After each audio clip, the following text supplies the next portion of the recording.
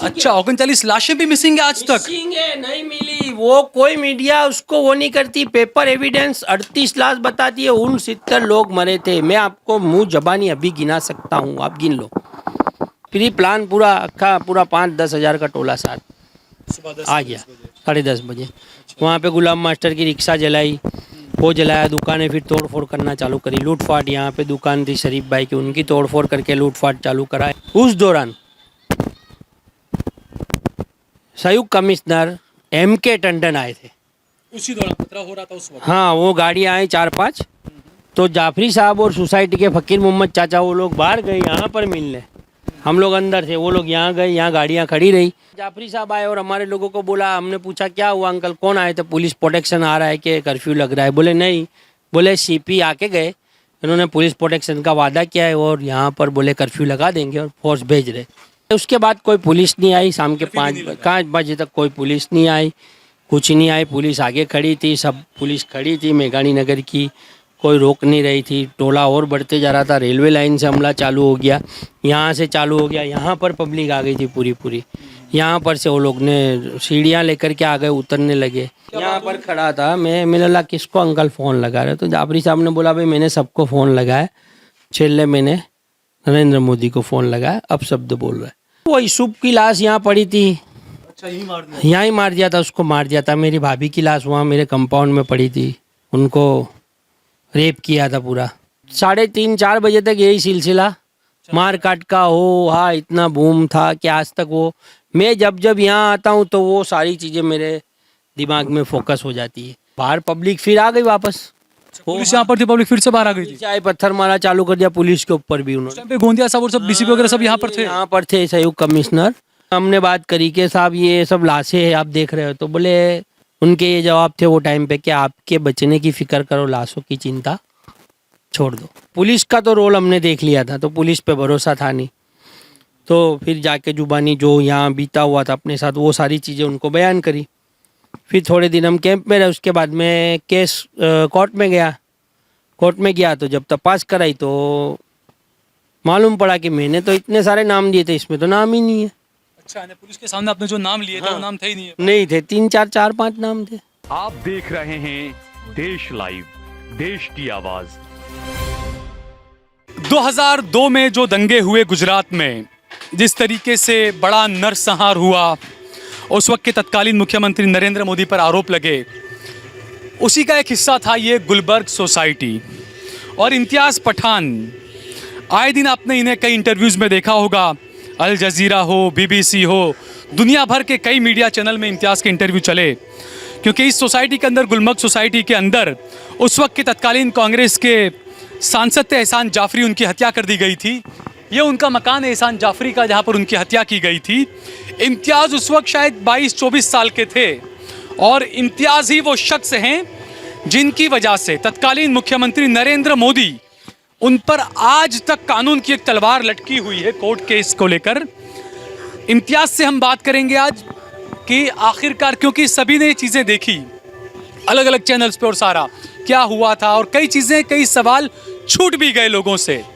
तो आज हम बात करेंगे इम्तियाज़ से कि वो कैसा वक्त था, क्या कुछ हुआ था, अब आज 2022-23 के बाद वो क्या देखते हैं। 2002 से लेकर 2022 गुजर गया, 2023 शुरू हो गया, क्या कुछ बदलाव आया ज़िंदगी में, क्या कुछ बदलाव आया गुजरात में, गुजरात के लोगों में, सरकारों में। हम इम्तियाज़ से बात करेंगे। इम्तियाज़, कितने मकान हैं यहाँ पर इस सोसाइटी के अंदर? 19 मकान है, और 19 में से एक दयाराम जिगर का अलग हो गया जैसे, तो 18 मकान है, 18 बंगलो देख सकते हैं। ये 18 बंगलों में कोई भी नहीं रहता है? नहीं, 18 बंगलों में सिर्फ एक ही मकान चालू है, जो कासम भाई मंसूरी है, जिनके 19 लोग मार दिए गए थे, उनके परिवार के, और उनका लड़का और उनकी जो नई बहू है, वो नए बच्चे, वो यहाँ ही रहते। वो अभी यहाँ ही धंधा कर रहे, बरोबर झूले। नई बहू या अच्छा, नहीं, पुरानी बहू को मार दिया गया? बहू को मार दिया था, उसमें मर गई थी 19 में पूरे। तो ये सारे पूरे 18-19 मकान जितने भी सारे जला दिए गए थे? हाँ, सारे जला दिए गए थे उस वक्त। तो ये एहसान जाफरी साहब का मकान यही ऊपर है ना? बाजू वाला मकान। अच्छा, ये आपका खुद का ये मकान? हमारा खुद का मकान था। हाँ।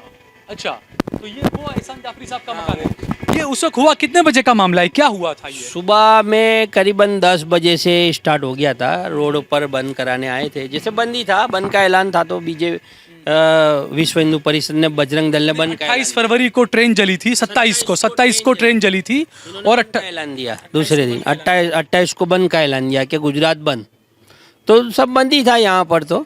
और मेरा इलेक्ट्रिक का काम था, आज भी मैं वही कर रहा हूँ। तो मेरा यहाँ बगल में एक जो डॉक्टर गांधी की चाली बोलते जिसको, वहाँ पर रोड पर ही मेरा एक काम चालू था इलेक्ट्रिक का। उसमें जो सेंटिंग में जो पाइप डालते अंडरग्राउंड के लिए, तो मैं वो सुबह 8 बजे से वहाँ चला गया था। तो करीबन 10 बजे के करीब में वहाँ से वापस आ गया था। जब वो पब्लिक, वो करीबन मेरे को 2 घंटा लग गया था। वहाँ आगे से टोला चालू हुआ था आने का, बंद कराते हुआ माहौल ख़राब। तो मैंने वहाँ से फटाफट वो चाली में से पीछे से घुस करके निकल के आगे यहाँ सोसाइटी में आकर सीधा घर पे आ गया था मैं। घर पर क्या माहौल था यहाँ पर, सब आपने आके जब बताया तो? घर पर तो माहौल यानी रात से जो 27 की रात से माहौल तो करीबन गर्म था ही लगभग वो, क्योंकि यहाँ पर मेघानी नगर में सबसे पहले एक जन मुस्लिम को कोई को मारा था, ऐसे मैसेज आए थे। फिर उसके बाद कई जगहों पे स्टेपिंग वगैरह 27 की रात से अमुक जगह आगजनी चालू कर दी थी। तो हमको पूरा टेंशन तो था ही कि कल कुछ भी हो सकता है। तो जाफरी साहब ने, वो लोग सब बाहर ही बैठे थे, सोसाइटी के जो बुजुर्ग थे, जो मेंबर लोग, तो रात को करीबन 12 बजे तक बैठे थे हम लोग। मैं आगे वहाँ देख सकते हैं जाफरी साहब के सामने एक चबूतरा है बड़ा, जो स्पेशल बनाया हुआ। हाँ, तो वो हम लोग वहाँ पे रुके रात को। फिर सुबह हुई तो सुबह में मैं इलेक्ट्रिक का काम करने गया। उसके बाद में 10 बजे मैं आ गया। तो ये पब्लिक वहाँ से यहाँ आई, सामने जो यूसुफ करके है और अंकुर साइकिल की दुकान है, वो यूसुफ ने, अयूब थे और 2 भाई थे, तो उनको मारने का उन्होंने चालू किया पहले शुरुआत। हाँ, 10 बजे उनको मार डाला बाद? नहीं, बाहर नहीं मारा उनको, पहले मुक्काबाजी ने ऐसा ने वो गुप्ती निकाला। करीबन वो टाइम पे करीबन 35-40 लोग थे। अच्छा। उसमें भरत राजपूत है, भरत तेली है, जिनके मैंने नाम दिए थे। तो वो लोग बाद में क्या जेल में गए थे, सजा हुई थी उनको, या क्या हुआ उन चीज़ों में? हाँ, उनको 2002 के अंदर जब हमने यहाँ की जो मेघानी नगर की जो पुलिस थी जिसको फरियाद लिखनी थी, तो उसने हमारी जुबानी लेने आए जब कैंप में थे, जब हम 3 तारीख को जब हमने बताया, तो उन्होंने सिर्फ 4 लोगों के मैंने जो नाम दिए थे, कैमरामैन से कहूँगा कि आप इस तरफ जरा आएं और 4 ये मकान बताएं एहसान जाफरी 4 लोगों को ही उसमें बताया था, बरोबर। तो ये मकान एहसान जाफरी साहब। हाँ, ये जाफरी साहब का मकान है। यहाँ भी सब लाशें पड़ी हुई थी। यहाँ सब लाशें पड़ी हुई मेरे बड़े अब्बा यहाँ बैठे थे, एक पैर से अपंग थे, उनका एक पैर नहीं था, उनको मार दिया था, यहाँ लाके काटा था। तो उसके बाद से इस मकान में कोई रहने नहीं आया है। तो ये सब क्या है इम्तियाज, ये सब जलाया गया था सारा, उसका है ये? जलाया गया था। आज भी वो धब्बे जलने के, देख लो आप, आज भी उस तरीके तो ये जलाया गया था, उसी में कितने लोग मारे गए थे जलने की वजह से? कितने लोग थे इस घर के अंदर? इसमें करीबन, इसमें ऐसा था कि जाफरी साहब जो थे एमपी थे, तो अगर कुछ भी मदद आएगी तो पहले जाफरी साहब के पास आएगी। तो सब सारे लोग यहाँ बचने के लिए आ गए थे। अच्छा, आपकी पूरी सोसाइटी के सारे लोग यहीं पर आ गए थे हाँ, बचने औरतें बच्चे अमुक जो जहाँ जहाँ जिनको जगह मिली, वो बाकी सारे आधे लोग यहाँ पर थे पूरे। करीबन 69 है पीछे। अच्छा, सीढ़ी वहां से। अच्छा, 69 जो डेट हुई बताते, उसमें से सिर्फ 39 इसी मकान में थे? मिली, सिर्फ 38 ही मिली है। अच्छा, बाकी लाशें कहाँ हैं कुछ नहीं पता? आज तक भी। अच्छा, 39 लाशें भी मिसिंग है आज तक? मिसिंग है, नहीं मिली। वो कोई मीडिया उसको वो नहीं करती, पेपर एविडेंस 38 लाश बताती है, 69 लोग मरे थे। मैं आपको मुंह जबानी अभी गिना सकता हूँ, आप गिन लो, मैं गिना देता हूँ आपको। 10 मेरी फैमिली, गिनो आप, काउंट करो।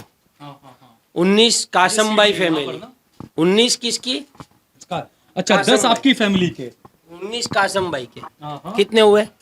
29 तो यही हो गए। 5 फिरोज गुलजार मोहम्मद के। अच्छा, कितने? 29 और 5 34 हो गए। 34, 5 लोग सायरा बहन के। अच्छा, कितने हुए? 34 और 5 39 हो गए। 39, जाफरी साहब एक, जाफरी साहब अकेले थे ना? अकेले। 40 हो गए बिल्कुल। वो रूपा बहन का लड़का। हाँ, रूपाबेन मोदी जो थी, उनका लड़का अजहर मोदी, बरोबर। 41 शहजाद भाई, 42। जा सकते हैं यहाँ से? हाँ, जा सकते, पूरा धाबे पे जाएगा। 42, बरोबर, 42। फिर आप गिनो, फिर करीबन। चाहिए बंद ही है तब से ये। हाँ 42 लोग यानी तो खोल ये के जा भी हुए नहीं सकते हम यहाँ। जी, नहीं ताला मार दिया है अंदर से।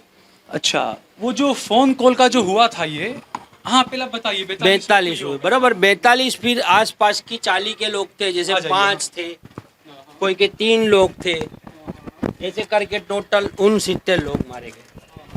आपके परिवार के जो लोग थे इम्तियाज, उन सबकी डेड बॉडी मिल गई थी। मिली तो इसमें देखो। अच्छा, ये क्या, ये तभी से रखा हुआ है या क्या हाँ, है? ये तो लोग आते जाते हैं। हाँ हाँ हाँ हाँ। तो ये छत थी और ये पीछे रेलवे लाइन है पूरी, ब्रॉडवेज पहले थोड़ी मीटर लेकिन रेलवे लाइन तो थी यहाँ पर। रेलवे तो थी। हाँ हाँ हाँ। तो वो जो आप बता रहे हैं इम्तियाज, वो क्या हुआ था? आप जो बता रहे हैं कि सुबह 10 बजे शुरुआत हुई थी। अच्छा, पहले ये कि आपने जो बताया कि 40-42 लोग तो यही हो गए, तो बाकी के दूसरे लोग सारे? जैसे डॉक्टर गांधी की चाली के थोड़े लोग थे, ये बाजू की चाली के थोड़े लोग थे, इस तरह से मिला करके किसी का 5 है, किसी का हाँ। फिर ये मकान 4 लोग तो यहाँ के, सलमा, शमशाद, समीम और सलीम भाई। उनकी डेड बॉडी मिली सबको? दो बॉडी नहीं मिली उनकी। 28 हम लोग छोड़ के गए, यहाँ पर लाशें देखी थी हमने, पहचान में आती थी। उसके बाद जब अभी डॉक्यूमेंट्री पे आपने सीपी का बयान में उसको। सीपी का बयान था, सीपी साहब यहीं थे, पीसी पांडे। हाँ, पांडे साहब के यहाँ पर। जली हुई लाशें भी दिख रही थी, हाँ। है ना, वो घूम रहे थे। तो जब लाशें दिखती थी, जब वो डॉक्यूमेंट्री में बताया, जब वो लाशें जलीली थी, ज़्यादा जली हुई थी, तो जब कैंप के अंदर हम लोग गए और दूसरी तारीख को लाशें आई, हम नीचे चलते हैं। मुर्दा घर में हम लोग ने लाशें देखी तो पहचानने में नहीं आती थी। पूरी जल के हाँ, सब। पहले दिन हम लोग लेने गए, 2 तारीख को 17 लाशें लेकर के आए थे। मैं अपने कैमरामैन से कहूंगा पहले वो उधर जाएं। 17 लाशें लाए थे, हम्म। फिर दूसरी जैसे लाशें लाए, फिर ऐसे करके 38 लाशें आई। तो उस टाइम करना पे पड़ेगा, सीढ़ी भी पूरी टूटी फूटी है सारी। उस टाइम पे पुलिस जब कब्रिस्तान में जब आई हमारे साथ में, जब हम लाशें लेके आए, तो वो ये 28 के दिन की बात कर रहे हैं आप? 28 को नहीं, 28 फरवरी चल होता है, फिर 1 तारीख आ जाती है ना। तो 2 तारीख की बात है, 2 से 3 तारीख। 3 तारीख को हम लोग लेकर आए थे लाशें, बराबर। तो वो लाशों में पहचानने में नहीं आती थी। अच्छा, इतनी जैसे जली हम हुई लोग थी सारी हाँ लाशें। पूरी जली हुई थी। जब हम लोग मुर्दा घर गए तो पहचानने में नहीं आए, वहाँ बताया गया कि बोले ये गुलबर्ग की लाश है और ये नरोड़ा पाटिया की लाश है। अच्छा। तो बोले कि ये गुलबर्ग की है, तो आप ले जाओ। अच्छा, ये जो फोन वगैरह की जो बातें हुई थी, तो पुलिस वो- उस टाइम पे पुलिस का ये रवैया था कि हमने बोला ये तो पहचानने में नहीं आती सोसाइटी के अंदर, वहाँ तो कब्रिस्तान के अंदर, कलंदरी कब्रिस्तान था कैंप के पास। तो बोले आपके सोसाइटी की लाशें आप खुद भी लाए हो साथ में लेके, तो अगर आप पहचानोगे नहीं तो ये मिसिंग में जाएगी। तो हमने जैसे जो कपड़े समझ में आते थे, जिनके कपड़े थोड़े बहुत थे, तो वो हिसाब से फिर हमने हमारे लाशें पहचानी। बाकी रियल में तो लाशें पहचानने में, जब यहाँ थे तो पहचानने में आती थी, बाकी वहाँ नहीं। बाकी इतनी जला दी थी लाशें, इतनी खतरनाक ये जल। जो हुआ था शुरू, ये सुबह 10 बजे शुरू हुआ था। क्या हुआ था उस वक्त? यहाँ पर आ जाइए आप। क्या हुआ था उस वक्त, आप बताएंगे जरा? ये बाहर रोड भी है, 10 बजे से ये रोड पे चालू हो गया था माहौल ख़राब होना। वो अंकुर साइकिल है, जो बाहर जो टायर दिखे, टायर रायको टायर या अंकुर साइकिल, देखो लिखे ला अंकुर साइकिल, जो है, वो ये अपने कैमरामैन से कहूंगा थोड़ा सा वो- रायको जो लिखा हुआ है उस पे देखो, नीचे आप ध्यान से देखो, अंकुर साइकिल रिपेयरिंग है ना। हाँ। सबसे पहले इस पे हमला किया। ये किसका है अंकुर साइकिल? ये अबीब खान का है, सबसे और पहले उसका लड़का ये यूसुफ। सामने जो बाहर ये देखो हाँ जो यूसुफ, देखो ये यूसुफ भी उसमें से ही मार दिया गया था। ये यूसुफ, जो सामने रास्ता है ये ना? ये रास्ता है। अच्छा। यूसुफ मरा था। यूसुफ के बाद वो सामने मकान देखते हो, गुलाम मास्टर का मकान था, उनका सबसे बड़ा लड़का शफीक, वो मरा था सुबह इसमें। 10 बजे आने सबसे पहले मारना वहां से शुरू। मानना वहाँ से तो वो यूसुफ दौड़ करके यहाँ आया। और उसका भाई अंदर भाग गया था, उसको गुप्ती लगी थी, भरत राजपूत कितने ने लोग गुप्ती आए थे मारी। ये पहले मारने? यहाँ 25 से 30 सुबह 40 10 लोग, 10 बजे। अच्छा, उसके तो उसके बाद सोसाइटी के जो लड़के थे जो यहाँ पर खड़े थे अंदर, देखा कि वो अल्लाह हो रहा, तो वो दौड़े बाहर, दौड़े उसको यूसुफ को, तो यूसुफ यहाँ तक आ गया, तो यूसुफ सोसाइटी में आ गया, तो बोले हमला करे, तो उन्होंने पथराव चालू कर दिया। तो बनते मुसल्ला अपनों ने भी पथराव किया, 100 बचाव में थोड़ा पत्थर किया, तो वो लोग थोड़े भागे, तो प्री प्लान पूरा 5-10 हज़ार का टोला साथ आ गया 10:30 बजे। वहाँ पे गुलाम मास्टर की रिक्शा जलाई, वो जलाया, दुकानें फिर तोड़ फोड़ करना चालू करी, लूटफाट। यहाँ पे दुकान थी शरीफ भाई की, उनकी तोड़ फोड़ करके लूटफाट चालू करा है ना, सब चालू हो गया, फिर पत्थर मारा चालू हो गया। उस दौरान संयुक्त कमिश्नर M.K. टंडन आए थे। उसी दौरान खतरा हो रहा था उस वक्त। हाँ, वो गाड़ियाँ आई 4-5, तो जाफरी साहब और सोसाइटी के फ़कीर मोहम्मद चाचा वो लोग बाहर गए यहाँ पर मिलने, हम लोग अंदर थे, वो लोग यहाँ गए, यहाँ गाड़ियाँ खड़ी रही। तो बाहर जो रोड गोदरेज का ये गोदरेज का बोर्ड के पास, बस वहीं गाड़ियाँ रुकी, पुलिस की गाड़ी वहाँ पुलिस की गाड़ियाँ आके रुकी। तो और बात करने गए, इसमें एक गैर मुस्लिम कन्नूबाई करके जो दलित है, वो अपने साथी जाफरी साहब के साथी आते थे, कांग्रेसी थे, तो वो भी थे अंदर सोसाइटी में, उनका भी बयान लिया था सीट ने, तो उन्होंने भी यही बयान किया कि मैं भी गया था साहब के साथ में। सर जाफरी साहब आए और हमारे लोगों को बोला, हमने पूछा क्या हुआ अंकल, कौन आए थे, पुलिस प्रोटेक्शन आ रहा है कि कर्फ्यू लग रहा है? बोले नहीं, बोले CP आके गए, इन्होंने पुलिस प्रोटेक्शन का वादा किया है और यहाँ पर बोले कर्फ्यू लगा देंगे और फोर्स भेज रहे। अब वो CP उन्होंने बोला तो हमारे दिमाग में एक ही चीज़ आती है कि CP का मतलब होता है पुलिस कमिश्नर, तो हम तो PC पांडे साहब का ही ध्यान रहेगा क्योंकि पुलिस कमिश्नर वो वक्त वहाँ थे। ऐसा उन्होंने नहीं बोला था कि भाई टंडन थे कि ये थे संयुक्त कमिश्नर थे। तो मेरे को कोर्ट में एक सवाल आया था इस तरह का कि बोले आपने PC पांडे का नाम दिया है जबकि PC पांडे वहाँ गए नहीं थे। तो मैंने बोला भाई मेरे को इतना नॉलेज थोड़ी था कि भाई कमिश्नर बोले संयुक्त भी होता ही होता है, तो मिला हमको इतना नॉलेज, इतना ना 9th पढ़ा हुआ आदमी था, मेरे को इतना नॉलेज नहीं था। CP का मतलब होता है अहमदाबाद शहर कमिश्नर, इतना मालूम था। तो बोला आपने झूठ बोला। मिला झूठ कहाँ बोला मैंने? आपकी सिर्फ इस बात को लेकर आपकी बयानी को झूठा मान लिया गया? नहीं, ये नहीं झूठा, यानी कि वो यानी मेरे को तोड़ने की बात थी आरोपी पक्ष के वकील की। क्या आप बोलते वहाँ CP तो गए नहीं थे? मैंने बोला CP साहब थे, जाफरी साहब के हाल। जाफरी साहब ने बात की, हाँ, फिर कर्फ्यू लगा देंगे पोटे। उसके बाद कोई पुलिस नहीं आई, शाम के 5 बजे तक कोई पुलिस नहीं आई, कुछ नहीं आई। पुलिस आगे खड़ी थी, सब पुलिस खड़ी थी मेघानी नगर की, कोई रोक नहीं रही थी। टोला और बढ़ते जा रहा था, रेलवे लाइन से हमला चालू हो गया, यहाँ से चालू हो गया, यहाँ पर पब्लिक आ गई थी पूरी। यहाँ पर से वो लोग ने सीढ़ियाँ लेकर के आ गए, उतरने लगे। अच्छा, यहाँ ऊपर से सीढ़ी रख के यहाँ से यहाँ जो दीवार है जाफरी साहब की, ये जो वॉल है, अच्छा, यहाँ से अंदर उतरने लग गए थे सब आकर। कर दिया था यानी बहुत, यानी 2:30-3 बजे तक बहुत हमने कोशिश करी बचने की। उसके बाद मार काट। आपकी जो बयानी हुई कि जाफरी साहब ने, ये इसी रूम की बात है, यहाँ अंदर की यहाँ हम लोग बच गए थे, यहाँ हम लोग आए थे, आप हम लोग यहाँ बच से गए आए थे? अच्छा, नीचे से ये रास्ते, इस रूम में आके बच गए? ये छेला जो रूम है ये भी तोड़ा हुआ गया? हाँ, वो सब तोड़ दिया था पूरा, सब तोड़ दिया, लूट दिया काफी। यानी हम लोग चढ़े थे और यहाँ से चढ़ने में यहाँ पर पब्लिक खड़ी थी। अच्छा, बहुत पत्थर मार रहे थे हमारे लोग। देखो आप देख सकते हो पत्थर, आप विजन में देख सकते हो। ये भी सारे पत्थर वही पत्थर पड़े हुए, देखो ये कोई ने किसी ने डाले ही नहीं है। सीढ़ी पे जो पत्थर पड़े, सीढ़ी पे जो पत्थर पड़े वो यही पत्थर है सामने से जो पथरा हुए थे। अच्छा इम्तियाज, ये जो आप बताया कि बाद में कर्फ्यू भी नहीं लगा, तो ये इस दौरान 10 बजे के बाद में जब पुलिस आई, जाफरी साहब ने आपको बताया कि पुलिस ने कहा कर्फ्यू, उसके बाद यहाँ पर क्या क्या हुआ? आप लोग कैसे अंदर थे, कैसे पूरे मोहल्ले वाले यहाँ पर आ गए थे, सारा क्या हुआ था? तो उन्होंने सोसाइटी का वो गेट तोड़ दिया, बड़ा वाला गेट में से आ गए, मेन गेट, वहाँ से पब्लिक ज़्यादा आ गई। वहाँ के जो मकान वाले थे वो दौड़ के यहाँ वहाँ लूटफाट चालू कर दी उन्होंने।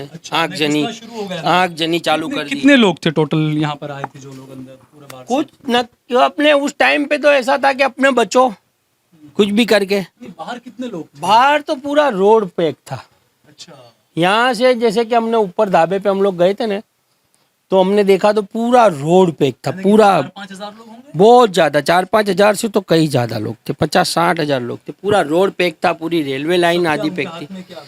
सब सामान था, हथियार थे, हर चीज थी, सब तरीके के सामान थे उनके पास। आप ऊपर से यहाँ से पूरा सब नजारा देख रहे थे आप बाहर, और पथराव भी हो रहा था बाहर से? पूरा हो रहा था हमारे ऊपर, पूरा बारिश हो रही थी, पत्थर की बारिश होती है। तो इस रूम में हुआ था जो आप जो बता रहे हैं? हाँ, इस रूम में हुआ। उसके बाद क्या हुआ था शाम में जब बढ़ता गया, लोग अंदर बढ़ते गए, अंदर आते गए, औरतें बच्चे आ गए, चिल्ला चोट ज्यादा हो गई। जाफरी साहब यहीं पर ही थे। अच्छा, यहीं बैठे होते जाफरी साहब? यहीं पे उनका फोन था, यहाँ पे एक स्टडी टेबल था उनका। कहाँ पर?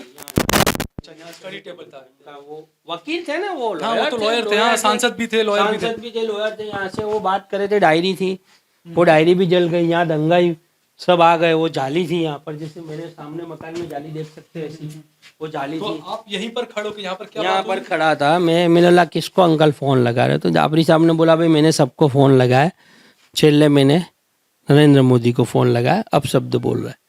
फिर उसके बाद में जाफरी साहब इधर आए किचन की तरफ, ये उनका किचन है, हाँ हाँ ये किचन की तरफ आए, यहाँ पे बाथरूम है इनका एक, हाँ हाँ, ये बाथरूम में। बरोबर जाफरी साहब का बाथरूम है। यहाँ उन्होंने वजू बना करके नमाज पढ़ी, अच्छा, फिर बाहर गए। ये जाली यहाँ से थी, बाहर निकले, ये जाली थी, अच्छा, लोखंड की लोहे की मजबूत जाली थी। यहाँ से दंगाई यहाँ थे ना जो बाहर मार काट कर रहे थे, उनको बोला। यहाँ पर ही मार रहे थे किसी को? हाँ, वो यूसुफ की लाश यहाँ पड़ी थी, अच्छा, यही मार दिया? यहाँ ही मार दिया था, उसको मार दिया था। मेरी भाभी की लाश वहाँ मेरे कंपाउंड में पड़ी थी, उनको रेप किया था पूरा।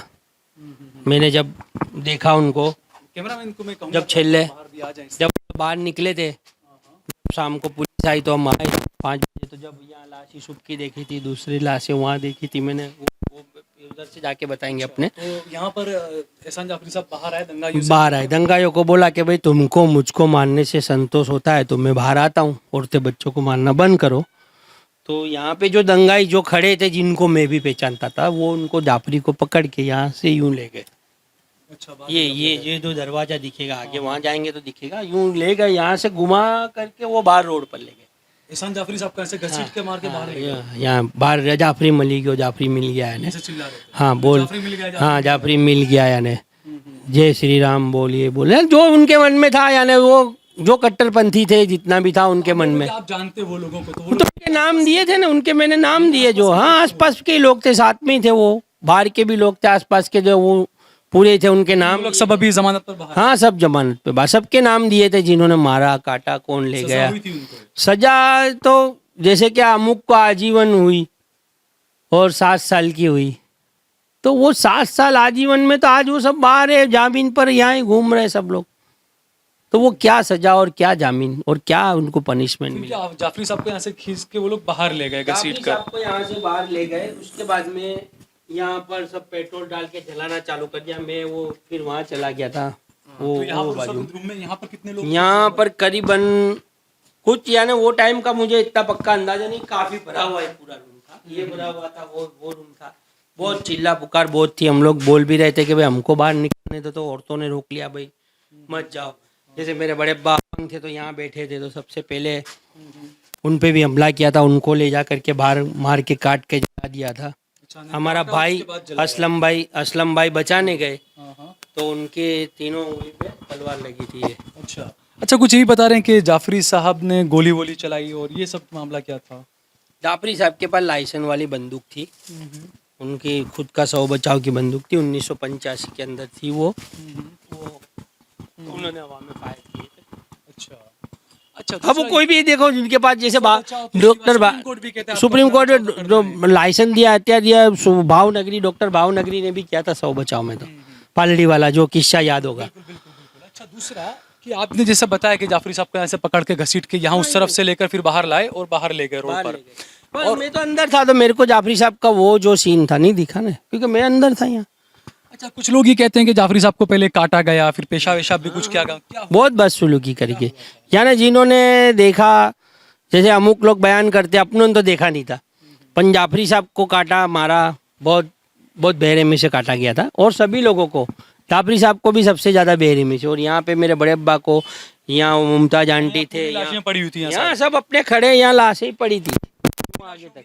मेरे करीबन यहाँ पे 3, 4, 5, 6 लाशें यहाँ पड़ी थी, अंदर लाशें पड़ी थी। जाफरी साहब को बाहर ले गए, यहाँ सब काटे, उस वक्त क्या हुआ था? यहाँ पे सब आग लगा दिया, मकान आग लगा दिया पूरा, आग। क्या हुआ? हम लोग पीछे जो था अपने, जो अभी गए थे पीछे, वहाँ से वो जो ऊपर पहले गए थे उन लोगों ने वो जाली बंद कर दी थी। तो मैंने जैसे तैसे करके वो जाली खोली, जाली खोल करके मैंने जितने लोग थे उनको ऊपर भगाया था, फिर मैं दौड़ा था। तो आज उसमें करीबन जैसे अथरवहीद खान 16 नंबर मकान वाले, उनकी मिसिस, उनका लड़का था फैजान करके, बाकी के सब बाहर थे, वो लोग बेंगलोर में थे, वो लड़का भी बचा, उनकी मिसिस बची। फिर जैसे कासम मंसूरी है, उनकी माँ की जो उनके भाई की लड़की थी। ऊपर बैठे थे ना हम लोग, तो नीचे जल रहा था पूरा, नीचे गैस के 3 स्टोव थे, तो एक स्टोव फूटा था, जब हम बैठे थे तो अक्का मकान हिला, दूसरा स्टोव फूटा, तो दंगाई क्या, डर के मारे फिर दूर हाँ फटे तो वो भी दूर भागे। तो वो हिसाब से जितने जला दिए और ज़्यादा शोले आग के निकल रहे थे तो वो ऊपर नहीं आ रहे थे, क्योंकि उनको भी पता था कि अगर वो सीढ़ी आपने देखी एक ही आदमी आ सकता है, 5 लोग भी नहीं आ सकते एक साथ में, एक एक आदमी चढ़ेगा। तो हम भी तो तैयारी में बैठे थे कि भाई आएंगे तो क्या, तो हम मर जाएंगे, उसको मार डालेंगे। तो वो डर के मारे वो भी नहीं आ पाए। तो 3:30-4 बजे तक यही सिलसिला मार काट का हो, हाँ इतना बूम था कि आज तक वो, मैं जब जब यहाँ आता हूँ तो वो सारी चीज़ें मेरे दिमाग में फोकस हो जाती है कि मैं यहाँ से भागा था, यहाँ बच्चा था, यहाँ रुका था, यहाँ पे ये लोग थे, यहाँ पे इसको मार के काट के फेंक दिया था। यानी ये सब सारी चीज़ें हम पूरी जहन में आ जाती है। उसके बाद क्या हुआ? 3:30-4 बजे तक ये हुआ, फिर जला, फिर 3-4 बजे तक, 4:30 बजे के करीब, 4:30 बजे जो था मामला ऐसा रहा कि हम लोग ऊपर बैठे थे और जैसे कि एक वो क्या बोलते हैं उसको अपने, जो के रोकने की चीज़ होती है, जैसे विसल बजी, वो विसल ऐसी बजी कि यहाँ से विसल बजती बजती यूँ गई, जैसे अपने को पूरा अपने को एहसास हुआ। यहाँ पुलिस आई। हाँ पुलिस आई नहीं, कोई विसल बजी थी पहले, पुलिस की तो बाद में, पुलिस तो बाद में, बाकी एक विसल बजी, एक जोरदार विसल बजी, एक साथ में बजी थी। उसके बाद बिल्कुल माहौल शांत। हाँ कोई क्या, आपने क्या बोलते हैं उसको, मैं देखो जहन में नहीं आ रहा है, बहुत सारी बातें होती तो जहन में नहीं, ये वो एक सीक्रेट होता है कि भाई ये चीज़ बजेगी तो आपको हट जाना है, कोड वर्ड होता है, या कोड था, एक कोड वर्ड था, मैंने कोर्ट में भी बयान किया है इस चीज़ को। 4:30-4:45 के टाइम तो मेरे पास तो घड़ी कुछ नहीं था, कोई आसरा टाइम था, ये आसरे जो बोला, जो चीज़ें हुई है वो अंदाजा लगाया। ऐसे टाइम पर तो एक मिनट गुजरना बड़ा मुश्किल। देखने पे एक टाइम पे ना घड़ी दिखेगा, ना डिस्टेंस देखेगा, ना कुछ देखेगा आदमी।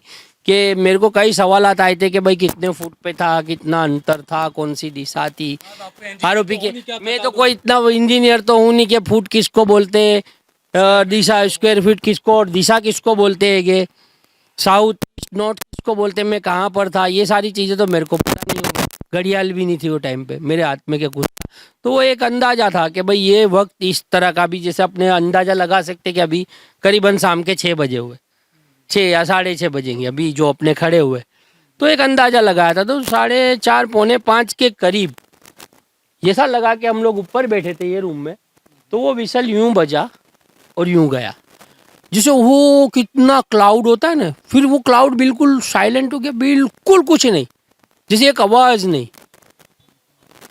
तो हमने यहाँ से जहाँ कई लोग दिखे हमको, तो हिम्मत करके मैं नीचे उतरा, दूसरे लोग आए, तो मैंने मेरी फैमिली को ढूंढने की कोशिश करी। तो मेरे बड़े अब्बा की लाश मिली, मेरी भाभी की लाश वहाँ पूरी बरहना हालत में थी। फिर हाँ रेप भी किया था उनको भी, बहुत काफ़ी बेरहमी से मेरी भाभी को वहाँ मार दिया गया था, रेप करके काफ़ी लोगों ने रेप किया था उनकी शर्म गाँव पे भी, यानी बहुत वो किया था, बहुत बेरहमी से कत्ल किया था। हाँ वो गला वला सब काट दिया था मैंने। तो मैंने जो भी चादरा मेरे को मिला, तो वो बेडशीट आती है, तो फिर मैंने वो बेडशीट उनको उड़ा दी थी। और दूसरी लाशें यहाँ देखी। पुलिस में उस वक्त कौन कौन आया था? अब आपको कुछ पुलिस में, हाँ मुझे याद है ना, पुलिस में आए थे करीबन वो टाइम पे KG एडा, यहाँ का PI किरीट सिंह गोविंद सिंह एडा पूरा नाम, और MK टंडन, चश्मा पहनते थे, मुझे अच्छी तरह से याद है, MK टंडन साहब थे, और शायद गोंदिया साहब भी होंगे, कि उनको मैंने नहीं देखा, बस गोंदिया साहब होंगे। जबकि कमिश्नर आते तो DCP PI वो आए ने, वो लोग बोले कि भाई ये सब लाशें हैं और इनका पंचनामा चालू कर दो, ये कर दो, और बाहर पब्लिक फिर आ गई वापस। पुलिस यहाँ पर थी, पब्लिक फिर से बाहर आ गई थी। चाय पत्थर मारा चालू कर दिया पुलिस के ऊपर भी उस उन्होंने। टाइम पे गोंदिया साहब और सब DCP वगैरह सब यहाँ पर थे। यहाँ पर थे संयुक्त कमिश्नर। तो यहाँ तक कि उसमें फिर 1-2 PI मुस्लिम भी आए थे लगभग, नज़ीर खान पठान थे, NN पठान साहब जिनका नाम, और AB कुरैशी साहब, शायद मुझे याद है जहन में, तो कुरैशी साहब का नाम मैंने बाद में सुना था। बाकी पठान साहब का भी शाहीबाग PI थे, तो वो भी आ गए थे। तो बोला उन्होंने कि भाई साहब, बोले ये क्लाउड बहुत हो रहा है यहाँ पर और ये लोग मानेंगे नहीं, फायरिंग का ऑर्डर दो। तो बोले नहीं, हवा में फायर करो, सेल छोड़ो, सेल टीयर गैस सेल छोड़ रहे थे MK टंडन ने। और फिर हमने बात करी कि साहब ये सब लाशें हैं आप देख रहे हो, तो बोले उनके ये जवाब थे वो टाइम पे कि आपके बचने की फ़िक्र करो, लाशों की चिंता छोड़ दो। टंडन साहब ने हाँ, ये मेरा कोर्ट में भी है, एम के टंडन ने कहा था। मेरी जुबानी में है, ये बोला है कोर्ट में मैंने। बहुत बहुत सारी चीज़ें कोर्ट में है। तो फिर हमको बड़ी गाड़ी, पुलिस की जो बड़ी गाड़ी वैन आती है हरे कलर की, जिसे गुजराती में डब्बा कहा जाता है। बहुत बड़ा डब्बा आता है, SRP डब्बा जो बोलते। तो बड़ा 2 डब्बे थे और एम्बुलेंस थी, जो घायल भी थे कई लोग। तो एम्बुलेंस आई तो एम्बुलेंस का टायर पंचर हो गया था। हाँ, क्योंकि पत्थर और वो कांच, इस तरफ आ जाइए आप, हाँ, कांच ने बाहर इस तरफ आ ठोका जाइए, था, हाँ। तो पूरा सारा फिर हमको पुलिस की गाड़ी में बिठा दिया गया। और करीबन यहाँ से चमनपुरा जाने में करीबन, आप बाइक से जाएंगे ना तो 15 मिनट, चामुंडा ब्रिज या सिविल जाने में 20 मिनट, हमको 2 घंटा लग गया था निकलने में। इतना सारा आग रख दिया था, जला के सारी दुकानों का जला हुआ माल, टायर, ये पब्लिक भी, भीड़ भी थी, दंगाई भी पूरे थे। वो टाइम पे पुलिस ने फिर फायरिंग किया था सामने, पैर में मारा था कि क्या, पुलिस फायरिंग में भी 2-4 लोग मरे थे, ऐसा हमको रिपोर्ट आया था। तो पुलिस फायरिंग किया तो फिर सब पब्लिक हटने लग गए। करीबन उनको हटाते 1.5 घंटे का टाइम हो गया था। तो हमको ले गए Shahibag police line, Madhupura police line बोलते, वहाँ ले गए। वहाँ जाकर के हमको रुकाया, तो वहाँ हम बैठे, वहाँ थोड़ी देर तो हम बैठे रहे, बहुत देर काफ़ी। जाफरी साहब की मिसिस थे, उनको जिप्सी के अंदर बिठाया था। तो ज़किया जाफरी, क्या जाफरी, उनका बेटा भी थे? नहीं, उनका बेटा नहीं था, वो सब बाहर थे, वो अकेली थी। उनके 2 बहन थी, वो ऊपर रहती थी, वो उनके साथ थी। तो कहाँ जाना है, क्या करना है, तो उनको वो जिप्सी के अंदर लगभग शाम को ही वो लोग गांधीनगर, उनके रिश्तेदार थे वहाँ, उन्होंने बोला कि गांधीनगर में है, तो उनको गांधीनगर छोड़ने की बात चल रही थी। और हमारे को फिर सालम कैंप में बात करा कि कहाँ राहत कैंप चालू हुए कि नहीं, पुलिस वो कर रही थी। तो दरिया खान घुमट का उनको पता चला कि बाजू में ही है। तो यहाँ पे दरिया खान घुमट जो स्कूल है बाजू में बाहर, उसमें बोले कोई राहत कैंप चल रहा था। काम चालू किया है, यानी नरोड़ा पाटिया वालों को, नरोड़ा गांव, 28 तारीख की शाम की बात है। तो ऐसे मैसेज आए, तो फिर वहाँ से हमको वो गाड़ियों में बिठा करके वहाँ राहत कैंप पे पुलिस ने छोड़ दिया था। शाम के 7 बजे थे, करीबन 7, 7:30 बजे। उसके बाद हम लोग राहत कैंप में ही थे वो टाइम से। खाना पीना सब वहाँ का फर्स्ट टाइम, हाँ, फर्स्ट टाइम पे जब मेरे पाँव में चप्पल नहीं थी, एक जोड़ी कपड़ा था, पैर में चप्पल भी नहीं थी, मेरा सीन पूरा अक्खा धुएं वाला हो गया था, क्योंकि इतना सारा जला हुआ था आग में, तो सब काला काला धुआं, तो मेरा मुंह वो सब ऐसा, और काफ़ी मैं थक गया था, काफ़ी गला भी सूख गया था, यानी खाया नहीं था सुबह से, और ऐसे ही सब चालू था। सुबह से मार काट देख ली इतना सारा, यानी कि तो कुछ समझ नहीं पड़ रही थी कि क्या हो रहा है। तो खाने का वो लोग लाए थे कैंप में, वहाँ के जो जिम्मेदार थे। फिर उसके बाद आपके पास कब आई पुलिस और फिर ये तमाम चीज़ें कब? उसके बाद करीबन 2 से 3 तारीख को, मेरे को यहाँ तक याद है, 2 से 3 या कुछ इतना, मेरे को देखो अभी 20 साल हो गया। बाकी आई थी पुलिस के, हमको कैंप में 4-5 दिन बाद ही हमको वहाँ से कैंप में से ले गई, दरिया दुधेश्वर चौकी हैगी, वहाँ पर ले गई। यहाँ के ND परमार PSI थे मेघानी नगर के, वो आए थे ND परमार। वो बोले कि मैं तुम्हारी, बोले जुबानी लेने की है, फरियादी लिखने की, तुम्हारी जुबानी यानी साक्षी में। तो हमको ले गए थे 2-4। तो कैंप में से, जो टाइम पे माहौल गर्म था, तो कैंप में से ऐसी बायदारी ली थी कि भाई इनको ले जा रहे हो तो सेफ्टी के साथ लाओगे। हमको भी डर था कि भाई तुम ले जा रहे हो, पुलिस का तो रोल हमने देख लिया था, तो पुलिस पे भरोसा था नहीं। तो फिर जाके जुबानी जो यहाँ बीता हुआ था अपने साथ, वो सारी चीज़ें उनको बयान करी।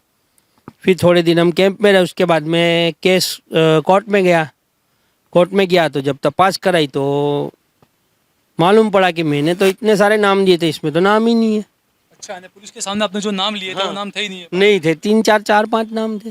मैंने बोला इतना सारा लिखा, उसके बाद भी नहीं था। तो फिर हमने हमारे वकील थे दाऊद भाई देसाई, तो फिर हमने उन्होंने बोला कि एफिडेविट करो, सब बताया उनको तो पता ही था, हमने पहले ही बताया था दाऊद भाई देसाई को, तो उन्होंने सब किया। फिर हमारी अर्जी कमिश्नर को दी, उन्होंने CP को दी और कोर्ट में रखी कि भाई। कौन थे CP? उस टाइम पे यही थे, PC पांडे थे, वो टाइम पे चालू ही थे, 2002 में चालू ही थे वो। तो CP में रखी, कोर्ट में रखी, जो एफिडेविट करके, जो पूरा हमने एफिडेविट किया था जी, सारे नाम लिए थे उसमें। तो कोर्ट में गई, तो कोर्ट के बाद CP ने ऑर्डर किया, क्राइम ब्रांच को दी तपास। जब AK सिरोलिया थे, जब क्राइम का एनकाउंटर भी जिसने, तो उनका मैसेज, उनका हमारे पर मैसेज आया कि आप लोग क्राइम ब्रांच आओ और आपको हम जुबानी आपकी लेना चाहते, ये इन्वेस्टिगेशन हमारे हाथ में दी है बोले। तो हमने फिर कोर्ट में एक अर्जी करी कि भाई ये क्राइम ब्रांच भी पुलिस ही वही है, गुजरात पुलिस ही है, तो हमको इनको जवाब नहीं देना है। यानी कि उस टाइम पे फिर आपको क्राइम ने सुरोलिया साहब ने वापस से बुलाया था कि आप दोबारा आइए, फिर हमको वही था कि पुलिस तो वही रोल है पुलिस का, तो पुलिस पे कुछ भरोसा नहीं था, तो दाऊद भाई देसाई ने फिर से उनको, और हम गए नहीं। फिर उसके बाद में तकरीबन तीस्ता मैडम आ गए थे। यानी पुलिस पर भरोसा नहीं था इसलिए आप नहीं गए बाद में। हाँ, वो जो पहले हमने लिखाया था वो भी तो वही पुलिस थी, क्राइम में भी वही पुलिस है। क्राइम ब्रांच तो अलग से तो नहीं, एक इन्वेस्टिगेशन क्राइम जो रोकती है। तो हमको ऐसा था कि फिर हमने वो टाइम पे ही फिर सुप्रीम कोर्ट में तीस्ता मैडम आए ने, उन्होंने सब हेल्प करना चालू किया, वो सारी चीज़ें उन्होंने उठा करके। थोड़ा सिर्फ आ जाइए, तीस्ता मैडम जो आए, ये जो हुआ सारा उसके कितने टाइम के बाद की बात है ये? करीबन लगभग 4-5 महीने में, 3-4 महीने में ही आए वो लोग। तीस्ता मैडम आई, उसके बाद में जो कोर्ट कचहरी का मामला रहा, जो इन्होंने फिर हेल्प करी कानून के जरिए, उन्होंने काफ़ी हेल्प करी। सुप्रीम कोर्ट गए, तो सुप्रीम कोर्ट गए, हमको करीबन नीचे की कोर्ट गए, हाई कोर्ट गए, वहाँ से रिजेक्शन हुआ। सुप्रीम गए तो सुप्रीम में डायरेक्ट फिर 2008 के अंदर हमारी मांग थी सीबीआई तपास, तो 2008 में एसआईटी सुप्रीम कोर्ट ने रचना करी, और एसआईटी में जो पूर्व राघवन थे सीबीआई चीफ आर.के. राघवन, फिर एमपी के जो थे डायरेक्टर जनरल डॉक्टर सतपति, आज भी मुझे नाम याद है उनका, वो थे। फिर यहाँ के गुजरात के डर के 3 ऑफिसर लिए इन्होंने, जो जिनके नाम थे जैसे शिवानंद झा साहब थे, आशीष भाटिया साहब जो अभी रिटायर हुए डायरेक्टर जनरल बन के, और गीता जौहरी मैडम थी, फिर जैसे मल साहब थे, अलग अलग थे जैसे। तो ये मेन मॉनिटरिंग में इनको रखा था, बड़े अधिकारियों को, आईपीएस को। फिर उन्होंने उनके जैसे कि नरोड़ा गांव, नरोड़ा पाटिया और गुलबर्ग का केस भाटिया साहब के हाथ में था, सरदारपुरा और पांडरवाड़ा, ऐसा सब इनके हाथ में, सबके हाथ में दिया था। उन्होंने उस तरह से इन्वेस्टिगेशन चालू किया और सब ये चला मामला। तो सुप्रीम कोर्ट ने 10 केसों का बोला कि सीट तपास करे, उसमें गोधरा भी आ गया था। तो वहाँ पर राकेश आस्थाना कर रहे थे, वो वही टाइम से कर रहे थे, वो तो एसपी थे जब से ही। तो वो सारी चीज़ें फिर सुप्रीम कोर्ट वही राकेश अस्थाना जिसको बाद में दिल्ली ले गए मोदी जी और बताया कि इनके गुड बुक में है, यानी वो डायरेक्टर, स्पेशल डायरेक्टर बना लिया था। अच्छा, जो राजनीति के तौर पर जो आरोप लगते हैं मोदी पर कि जिसने मोदी का साथ दिया उनको मोदी ने हमेशा नवाज दिया, तो आप क्या मानते हो, आप कैसे देखते हो इससे? हाँ, क्योंकि आप खुद सही है ना, राइट है, साथ दिया उनको। जैसे कि यहाँ पर जैसे 2013 के अंदर जो तीस्ता वाला मामला उठा था, जो फरियाद हुई जो फंडिंग को लेकर के, तो जेसीपी जब जॉइंट कमिश्नर ए.के. शर्मा थे, आपको याद हो, उनको भी दिल्ली ले गए थे, डायरेक्टर बनाया था सीबीआई का। तो जो साथ देता है, फिर जो काफ़ी थे, ललित मोदी करके थे, एक आए थे लगभग एसआईटी में छेल्ले, तो उन्होंने भी हेल्प करी थी। फिर जैसे आप क्या नाम लूँ, कितने ऑफिसरों का सब मेरे जहन में, जिनको इनाम दिया है, जजों को भी इनाम दिया, जजों को भी, सारे काफ़ी चीज़ें हुई है। यानी अपने कह सकते एक तरह से कि भाई जो मोदी को सपोर्ट करता है उनको अच्छी पोस्ट, अच्छी चीज़ मिलती है, ऐसा को सपोर्ट करता है उनको, या जो गलत को सपोर्ट करता है उनको? देखो, गलत सभी पूरी दुनिया जानती है, सारे ही लोग जानते हैं। तो मूवी डॉक्यूमेंट्री भी आई बीबीसी की, डॉक्यूमेंट्री अब आई है, पर सारे ही लोग जानते हैं, ऐसा नहीं है कि कोई जानता नहीं है मोदी क्या है, भाजपा गवर्नमेंट में क्या है क्या नहीं है। तो सारे लोगों को पता है कि कौन गुनहगार है और कौन सही है, कौन सच्चा है और कौन बेईमान है, सबको पता है। इम्तियाज, एक लंबी लड़ाई आपने कानूनी लड़ी, अभी आप क्या करते हैं, आपका घर और कैसे चलता है? अभी तो मेरा वही इलेक्ट्रिकल काम है, मैंने काफ़ी काम चेंज किए थे उसके बाद में। तो वो जो चीज़ मुझे आनी चाहिए, जो चीज़ मेरे पास होनी चाहिए, कि मेरे जो हालात जो सुधरने चाहिए, तो वो हालात सुधरे नहीं अभी तक। 20 साल से तो ना हमारे पास खुद का मकान है, सोसाइटी के कई लोगों हैं उनके पास खुद का मकान नहीं है, वो किराया भर रहे हैं। यहाँ देख सकते हैं आप, सबके मकान यहाँ ही है, वो किराया भर रहे 20 साल से। किराए के मकान में रहते हैं? मैं किराए के मकान में रह रहा हूँ। क्या करते हैं, मजदूरी करेंगे? वही इलेक्ट्रिकल काम का जो है अपना, वही काम कर रहा हूँ, इलेक्ट्रिक का जो काम है अपना। कितने सालों से अभी तक किराए के मकान में रहते हैं आप? हाँ, सरकार ने आपके मकान बसाने का या मस्जिद यहाँ पे तोड़ दी उसको बसा, क्योंकि कोर्ट ने तो कहा था कि जो जो धार्मिक स्थल तोड़े गए उन सबको बचाया जाए, सरकार बना कर दे उन्हें दोबारा। तो ये आप लोगों के लिए कुछ नहीं हुआ? यहाँ की मस्जिद भी सरकार ने बनाई या नहीं? नहीं नहीं, कोई ने कुछ नहीं बनाया। मस्जिद तो जैसे कि जो बेकरी वाले थे, जो नमाज पढ़ते कायम जो आते हैं, सोसाइटी है, उन्होंने बनाई। आप लोग यहाँ रहने क्यों नहीं आ जाते? इतने साल हो गए। हम लोग रहने कैसे आ सकते हैं बताओ आप? ये एक मकान के अंदर आज करीबन लगभग देखने जाओ तो 4-4, 5-5, 7-7 लाख, 10-10 लाख का खर्चा है। टैक्स बिल आज इतना सारा इसका आ गया होगा, वो माफ़ी नहीं होगा। दूसरा लाइट नहीं है यहाँ पर, आज लाइट का नया एप्लीकेशन, केबल वगैरह डालने पड़ेंगे, वापस से लेना पड़ेगा, इसको रंग रोगान करना पड़ेगा। आप देख लो टूटेली हालत। आज इसको प्लास्टर करना है। ये मकान है, मेरा मकान है, कुछ भी उसको खड़ा करके दे तो आप रहने आ जाओगे? सरकार भी अगर करके देती है तो हमारी सेफ्टी तो नहीं है ना। आज भी यानी यहाँ सुरक्षा का क्या मामला है? यानी आज भी दंगे चल रहे, मॉब ब्लीचिंग हो रही है। आज वो दंगों का मामला है, कभी भी दंगा हो सकता है। गुजरात का माहौल ही ऐसा है, या हिंदुस्तान का माहौल ही अभी इस तरह का हो गया है कि जो नफ़रत की जो आग है, जिस तरह से नफ़रत की आग जो बोई जा रही है, यानी 20 साल से तो चल रही है, पर ज़्यादा अब के तो ज़्यादा बो रहे। नफ़रत की आग इतनी जहर घोला जा रहा है कि नई पीढ़ियों को तो ऐसा लग रहा है कि बस हमको तो हिंदू राष्ट्र चाहिए, मुस्लिम राष्ट्र नहीं चाहिए बोले, मुस्लिम नहीं चाहिए बोले। इतना आपने जब कोर्ट कचहरी के इतने धक्के खा, इतना मेंटली टॉर्चर रहा, आपने कहा आपकी फाइनेंशियल हालत भी ठीक नहीं है आपने कहा, तो मैं तो लोगों से भी कहूँगा कि आपका सहयोग करें, क्योंकि उस वक्त कई ऐसे लोग हैं, बाहर के कुछ लोगों ने कहा कि हमने चंदे के नाम पर बहुत पैसा दिया गुजरात के लोगों को, लेकिन क्या बड़े बड़े लोगों ने अपने मकान बना लिए? आपको जो विक्टिम जो थे, जो जिन्होंने भुगता, उनको कुछ नहीं मिला? मेरे को आप एक भी विक्टिम बता दो पूरे गुजरात का जो आज सुखी हो, जो सुखी हो आज पूरे गुजरात का विक्टिम आप बता दो मुझे। लेकिन आपकी लड़ाई लड़ने वाले सब महलों में पहुंच गए। हाँ, लड़ाई लड़ने वाले तो काफ़ी मज़े किए उन्होंने, जिन्होंने लड़ाई लड़ी। जैसे कि काफ़ी संस्थाएं थी, अपना उल्लू सीधा करा। एनजीओज ने अपना उल्लू सीधा करा, छोटी मोटी एनजीओज ने अपना, बड़ी एनजीओज ने अपना उल्लू सीधा करा। सबने, सरकार ने अपना उल्लू सीधा करा, कांग्रेस पार्टी ने अपना उल्लू सीधा। लोगों को उन संस्थाओं को डर भी नहीं लगता? उसमें हिंदू मुस्लिम सब थे कि मरने के बाद भी जवाब देना है उनको। तो रोल देखो, उनका बिजनेस है संस्थाओं का। मुख्य संस्था ही है जो काम करती है, जो के जिसको डर रहता है, निष्पक्ष काम करती है। ऐसी कई संस्थाएं जिनका नाम भी नहीं आया, जिन्होंने काम किया है। इस केस के अंदर आप ऐसे एक गवाह हो, इधर आ जाइए, जो कभी पलटे नहीं, आप हमेशा अपने बात पर एकदम अड़िखम रहे, लेकिन दूसरे गवाहों को तीस्ता से तलवार जो केस लड़ने वाले थे या जो भी ऐसे मामले जो थे, उन सबको कहीं ना कहीं किसी न किसी मामले में उलझा दिया गया। आपको कभी डर नहीं लगा इसका?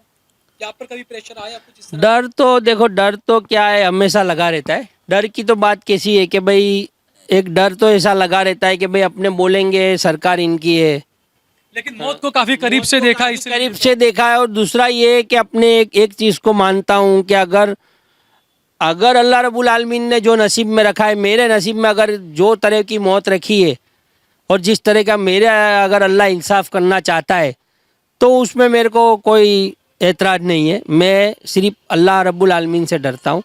बाकी तो किसी दुनिया में अगर जो इंसान, मैं सच्चा मुसलमान हूँ, मैं ये नहीं बोलता कि मैं कट्टरपंथी हूँ पूरा। मैं सच्चा मुसलमान हूँ, नबी सल्लल्लाहु अलैहि वसल्लम की सुन्नत पे अमल करने वाला, उस पर चलने वाला, इंसाफ पसंद इंसान हूँ। लोगों में बहुत नफरत है आजकल, ऐसा लगता है। लोगों में काफ़ी नफरत है, लोगों के अंदर। साथ में हुआ इस तरह का, आपके घर के दरवाजे जी। से मार दिया गया, क्या आप में भी कुछ नफरत है? नहीं, मेरे अंदर आज आप देख सकते हो कोई नफरत नहीं है। मेरे काफ़ी गैर मुस्लिम दोस्त है, ऐसा भी नहीं है। मेरा काम भी गैर मुस्लिमों में ही चलता है, बन काफ़ी हर तक मुझे ये चीज़ कतई गवारा नहीं हुई है कि मैं उनसे नफ़रत करूं। मैं उनसे क्यों नफ़रत करूं? किस लिए नफ़रत करूं? वो गुनहगार थोड़ी है। जो गुनहगार है, जो असली में रियल गुनहगार है, उनको सज़ा होगी तो ऐसा होगा कि नहीं, जो असली गुनहगार थे उनको सज़ा हुई। ठीक है, आपको भी जाना है, बस 2-3 सवाल मैं ले लूँ आपसे। ये तमाम चीज़ें हुई, आपको पता था कि आप एक मुख्यमंत्री के खिलाफ लड़ रहे हैं एक स्टेट के, उसके बाद चुनाव दर चुनाव मोदी जीतते गए, हिंदुत्व के नाम पर जीतते गए, हर चुनाव में मोदी जीत कर उनका कद बढ़ता गया, फिर वो प्रधानमंत्री भी बन गए। तो जो मोदी की जर्नी है और उसके साथ साथ में आपकी ये जर्नी है, ये दोनों को आप कैसे देखते हैं? आपको कुछ डर भी लगा रहा कुछ? आपको कभी क्या क्या इस बारे में बोला? डर भी तो ऐसा लगता है कि भाई अभी मुख्यमंत्री थे, अभी देश के माननीय बड़ा प्रधान जी है और इतना सारा उनको सपोर्ट मिला है, जो कि चाहे कह सकते हो कि गैर मुस्लिम का सपोर्ट मिला है, कि मुस्लिम का सपोर्ट मिला है। गैर मुस्लिम का काफ़ी सपोर्ट मिला है क्योंकि उनके हीरो है वो, वो जितना बोलते उतना ही पब्लिक करती है। हर बार आप देख लो, अभी गुजरात इलेक्शन गया 156 सीटें आ गई, कांग्रेस का पूरा पिक्चर पूरा हो गया है। यानी कि इनके मुकाबले में जिस तरह से इन्होंने राजनीति करी है, जो धर्म के नाम पे बहुत बड़ी राजनीति करी है, जो धर्म एक ऐसी चीज़ है, रिलीजन, जो रिलीजन में जो लोग मानते, जिसको कट्टरपंथी बोलते हैं, कट्टरपंथी का जो लफ्ज़ है, जो रिलीजन पूरी दुनिया में रिलीजन चल, भारत को भी अफगानिस्तान बना, तालिबान वहाँ तो विरोध करते हैं, यहाँ पे ये इस तरह का विरोध होता है कि भाई रिलीजन सिर्फ हमारा ही रिलीजन चलना चाहिए, इनकी कोई मान्य नहीं रखनी चाहिए। ये लोग उस तरह से देखते हैं कि जैसे सऊदी गवर्नमेंट किस तरह अपना चलाती है, राजाशाही। तालिबान भी तो है ना, तालिबान भी अपना कर रहे हैं। अपना चलाता है, जिस तरह से गल्फ कंट्री जो जिस तरह से अपनी हुक्मरानी चलाती है, तो अपन गल्फ कंट्री के अंदर आप देख लो, वहाँ के कानून और तमाम चीज़ें देख लो आप, वहाँ के हिंदू कितने सेफ्टी में रहते हो, आप देख लो उनको कितने सेफ्ट है। कई सारे भारतीय हिंदू महिलाएं सब जॉब करते हैं, नौकरी करती है। आज जो कई सारे हिंदू भाई वहाँ नौकरी करते, कई जमाने से वहाँ रह रहे, उनको कोई प्रॉब्लम नहीं है। क्यों नहीं है प्रॉब्लम?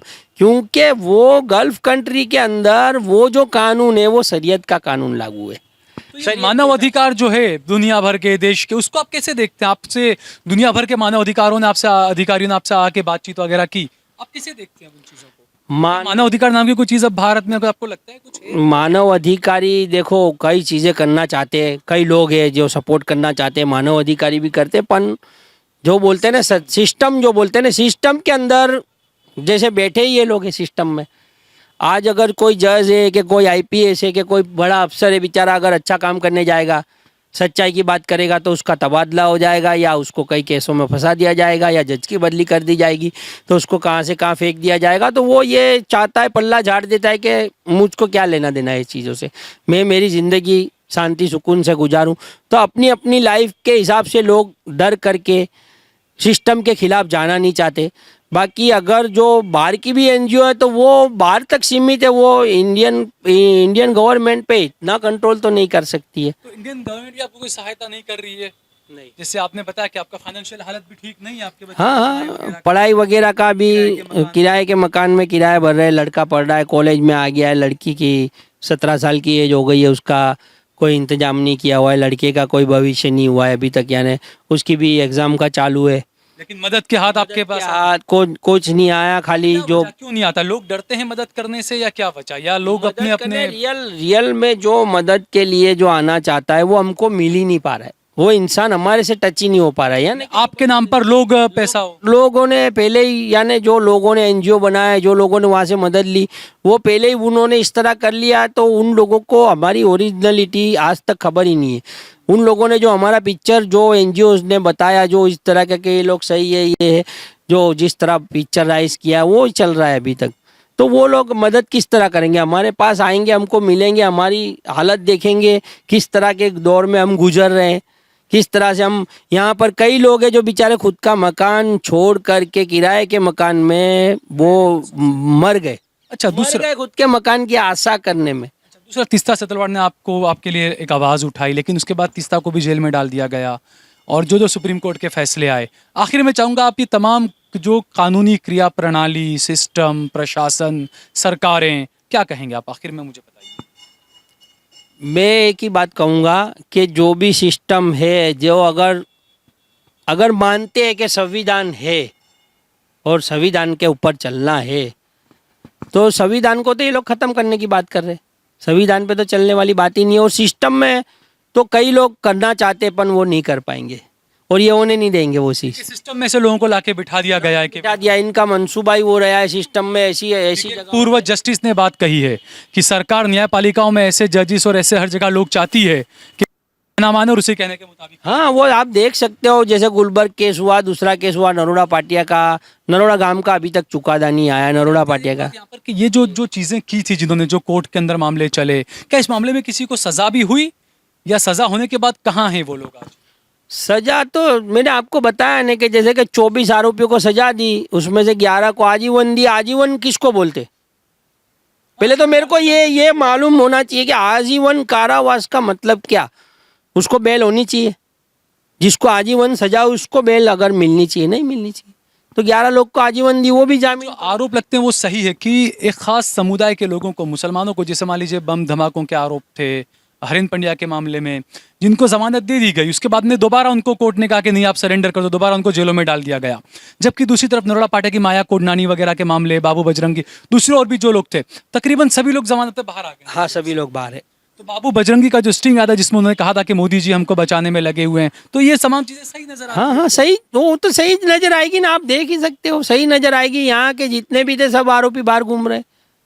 आज गोधरा कांड के आरोपी आपको पता, मुझे तो पता नहीं है अंदर है कि बाहर है, शायद अंदर ही होंगे। अच्छा, आखिरी सवाल कि आप जो अभी जो देश का माहौल देख रहे हैं, लोग काफ़ी जो युवा है देश का, उसके जहन में काफ़ी नफरत के बीज बोए जा रहे हैं, काफ़ी नफरत की आग में जल रहा है युवा, है ना। जब देखो बहुत ही यानी वो क्या असहिष्णु हो चुका है युवा, किसी को भी मार देना, धर्म के नाम पर तमाम चीज़ें कर देना।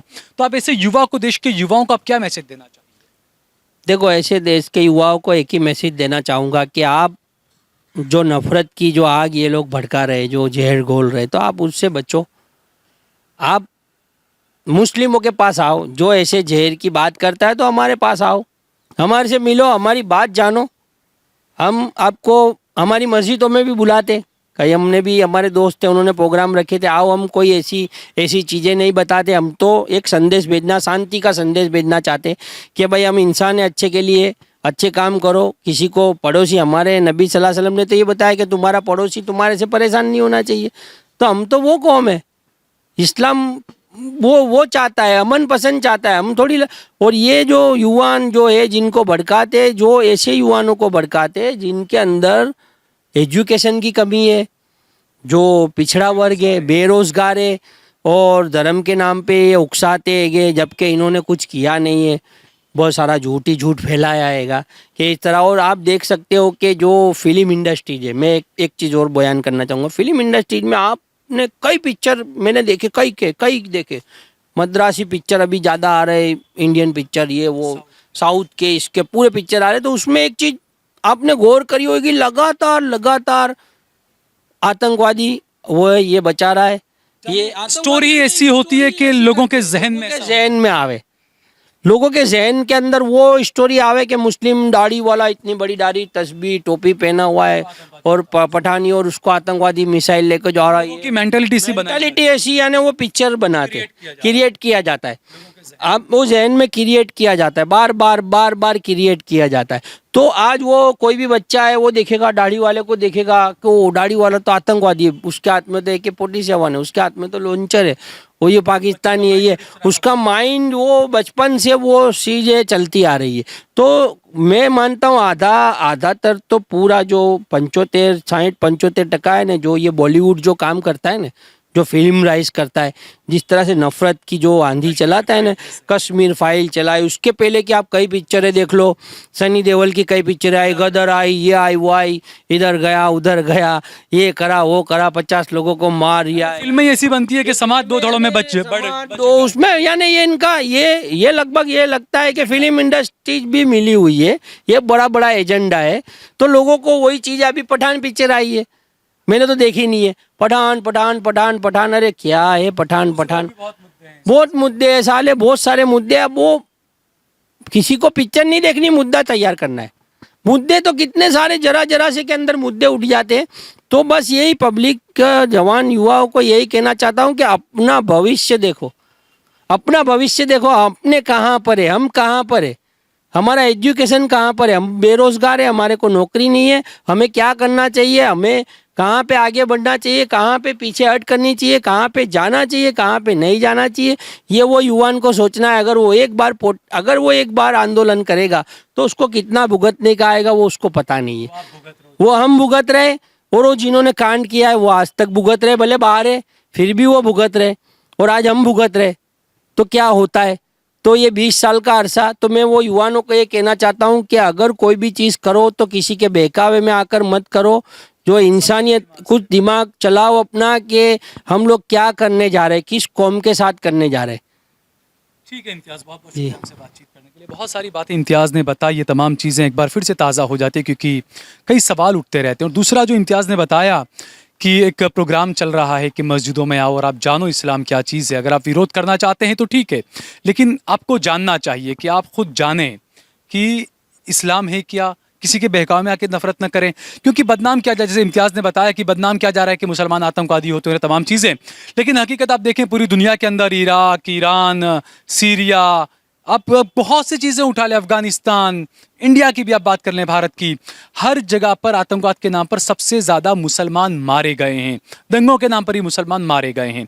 ले देकर एक कश्मीर का मुद्दा उठाते हैं, कश्मीरी पंडितों का मुद्दा कि मुसलमानों ने ऐसा किया, लेकिन उस वक्त सरकारें किसकी थी, उस वक्त क्या कुछ हुआ था, कौन गवर्नर थे, किसने कश्मीरी पंडितों को घाटी से निकलने का कहा था, ये तमाम चीज़ें देश के युवाओं को खुद समझनी चाहिए, पढ़नी चाहिए, रिसर्च करना चाहिए। उसके बाद आपको खुद पता चलेगा कि भाईचारा ही सब कुछ है, हमारी जो पूंजी है, हमारी संपत्ति है, वो सब कुछ भाईचारा, उसके अलावा कुछ भी नहीं है। क्योंकि ये वीरान सोसाइटी है, ये वीरान घर इस बात के गवाह हैं कि नफरतें सिर्फ ऐसी वीरानियत दे सकती है, वीरानी दे सकती है और परेशानी दे सकती है, इसके अलावा नफरत आपको और कुछ भी नहीं देगी।